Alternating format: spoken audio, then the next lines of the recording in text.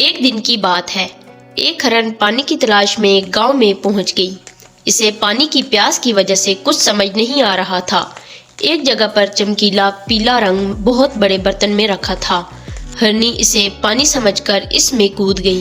अब वो पूरी तरह से सोने की दिखने लगी। थोड़ी दूर चलकर इसे एक नहर दिखाई दी। वो इसकी तरफ बढ़ी। इसने पानी में झांका तो वो हैरान रह गई। इसने देखा कि वो तो पूरी तरह सोने की दिखने लगी। वो पानी पीकर जंगल की तरफ दौड़ पड़ी। वो सोच रही थी कि अब सारे जानवर मेरी इज्जत करेंगे। वो इसी सोच में थी कि अचानक एक लकड़हारे की नज़र इस पर पड़ी। वो इसे देखकर हैरान रह गया। लकड़हारे ने इस पर जाल फेंका।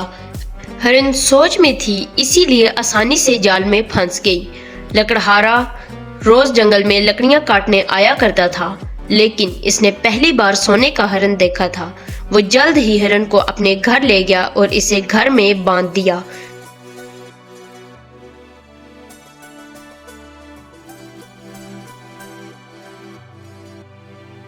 हरन परेशान हो गई। अब वो किस तरह जंगल वापस जाएगी। थोड़े दिन बाद इसने यहाँ से भागने का ख्याल भी दिल से निकाल दिया, क्योंकि लकड़हारा जंगल से रोज लकड़ियों के साथ साथ हरन के लिए मीठे मीठे फल भी लाता था। एक दिन लकड़हारे ने सोचा, मुझे इस हरनी को ऊंचे दाम में बेच देना चाहिए। लकड़हारे ने कुछ ही दिनों बाद इसे दर्जी को बेच दिया। अब दर्जी इसे अच्छे अच्छे कपड़े पहनाता और इसके साथ ही अच्छे और मज़ेदार फल खाने को देता था। कुछ दिनों बाद हरन ने दर्जी और एक जूते बनाने वाले को बात करते सुना। दर्जी जूते वाले से कह रहा था, मेरे पास एक सोने का हरन है, मैं इसे बेचना चाहता हूँ, क्या तुम इसे खरीदोगे? ये सुनकर जूते वाले की आंखें चमक गईं। इसने इसे खरीदने के लिए 5 दिन का वक्त मांगा। हरन इन दोनों की बातें सुनकर बहुत उदास हो गई, क्योंकि दर्जी इसका बहुत ख्याल रखता था, अच्छे अच्छे फल खिलाता, अच्छे कपड़े भी देता था। हरन को मजबूरन जूते वाले के घर जाना ही पड़ा। हरन ने जैसा सोचा था वैसा बिल्कुल भी नहीं था। जूते वाला बहुत मालदार था।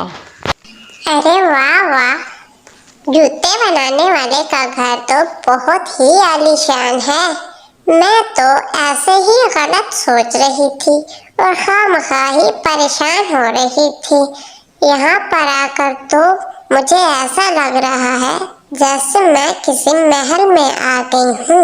हरन वहां आकर बहुत खुश थी, क्योंकि जूते वाला लकड़हारे और दर्जी से भी ज्यादा हरन का ख्याल करता था। एक दिन गलती से हरन ने अपने आगे के पैर पानी में डाल दिए। तभी इसके पैरों का रंग निकल गया। अब वो परेशान हो गई कि अब इसका पोल खुल जाएगा। ओहो, अरे ये क्या हो गया? मेरे पैरों का रंग तो उतर रहा है। अगर इसी तरह किसी ने मुझे देख लिया तो मेरी पोल खुल जाएगी। मुझे जल्द से जल्द कुछ न कुछ सोचना होगा ताकि मैं इसी तरह मजे से रह सकूं। हाँ, जूते बनाने वाले से कहती हूँ कि मेरे लिए अच्छे से जूते बना दे ताकि मैं जूते पहन लूं और इस तरह मेरी पोल भी नहीं खुलेगी।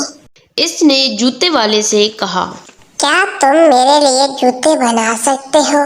मुझे प्यारे प्यारे जूते पहनना बहुत अच्छा लगता है, इसीलिए मैं चाहती हूँ कि तुम मेरे लिए प्यारा सा जूता बनाओ ताकि मैं उसे पहनूं और मैं और ज्यादा खूबसूरत दिखाई दूं।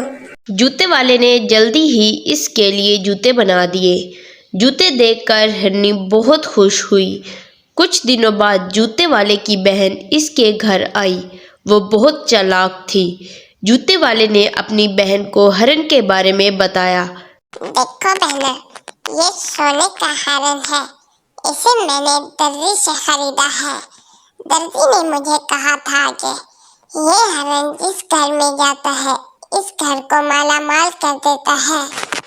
जूते वाले की बहन सोचने लगी कि जरूर कुछ गड़बड़ है, ये हरनी सोने की नहीं हो सकती।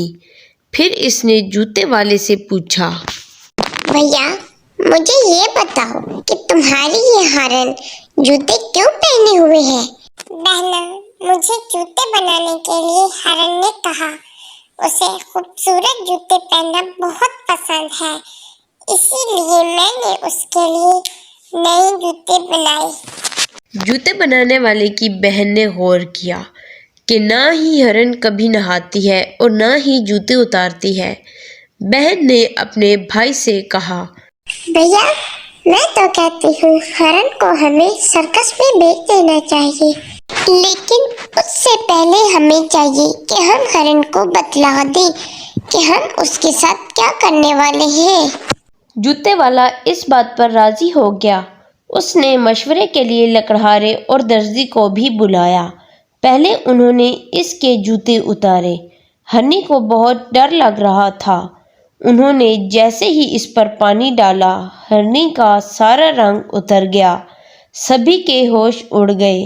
जूते वाले ने बहुत गुस्से से दर्जी से कहा, ये तुमने ठीक नहीं किया, तुमने मेरे साथ धोखा किया। नहीं, सारी गलती उस लकड़हारे की है, इससे मैंने हरनी खरीदी थी। सभी लकड़हारे को मारने के लिए आगे बढ़े। तभी हरण ने सभी को सारा सच बता दिया।